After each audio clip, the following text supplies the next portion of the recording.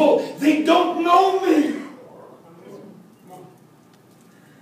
See, they thought they knew who this man was. They thought they knew who he was. But they didn't realize that he was, and he's the Son of the Most High God. See, they tried to show, but at the same time, they lost respect for this man. They became rude and disrespectful because they treated him, they became familiar. When you get to that stage, then there's no more concern for speech or thought.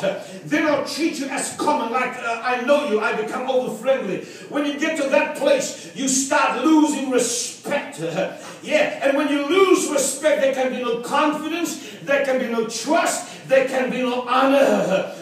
And when you get to that stage in your life, the only thing that I will have for you is contempt, and I will treat you as inferior. This is exactly what they've done with him. They were so close to a miracle, yet so far, because they were offended in him. I'm going to say something. I want you to make note of this.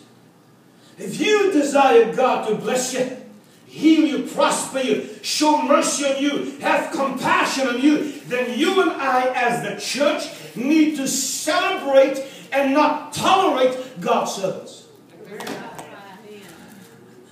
I'm going to try this side. Most probably they'll help me this side. If you want God to bless you, prosper you, heal you, have mercy on you, then we need to celebrate and not tolerate God's servants. That's good preaching even for an African. Hallelujah. Well, go on, son. I'm doing my best. Go on. Now move on, son. I want to move forward. I want to move forward. John chapter 5, verse 2. John chapter 5, verse 2. Look what he says. John chapter 5, verse 2.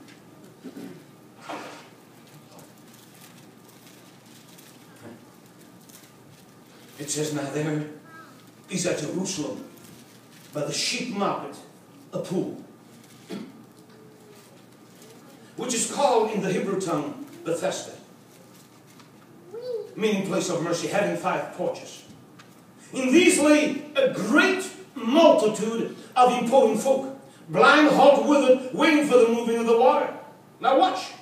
For an angel went down at a certain season into the pool and troubled the water. Whosoever then first after the troubling of the water stepped in was made whole of whatsoever disease he had. And a certain man was there which had an infirmity 38 years. And when Jesus saw him lie and knew that he'd been a long time in that case, he said unto him, Wilt thou be made whole? I mean, sometimes that sounds like a dumb question, but it's all right. I'll come back to that most probably. And the impotent man answered him, Sir, I have no man when the water's troubled to put me into the pool. But while I'm coming, another steppeth down before me. Jesus said unto him, Rise, take on a bed and walk. And immediately the man was made whole, took up his bed and walked, and on the same day was a Sabbath.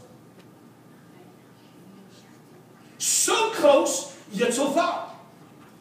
Here's a man, 38 years, laying at a pool of Bethesda. It's been told that this pool of Bethesda was a magnificent, beautiful place. I mean, the marble, the pillars, everything. And close by, there was a sheep market.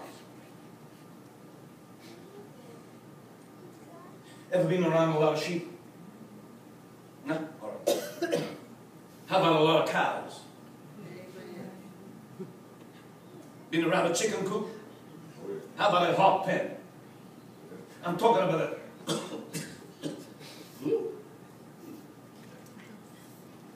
when last have you been to a nursing home facility that wasn't top of the line? And you walk in at the front doors. That hits you in the face. Can you imagine with me what this situation looks like around here at the pool of Bethesda? There's not a multitude, but a great multitude of important folk. Blind, halt, withered, waiting on the moving of the water. For at a certain season, an angel will come to trouble the water. I will tell you, your certain season is tonight. Amen. Your season has just arrived. It's tonight. There's an angel going to struggle the water for you tonight. Oh yeah, this is your season. And then there's something that you just missed. It says, and whosoever then first stepped in was made whole. You preachers know what I'm talking about. You open the altars for an invitation, come, and you're going to beg them. Well, you come now. And you're going to use every gimme to get you. Hey, if you don't want it, you won't get it. Come on. That's right. Whosoever then first stepped in was made whole. It sounds kind of religious, doesn't it? So pretty. Ooh, yeah.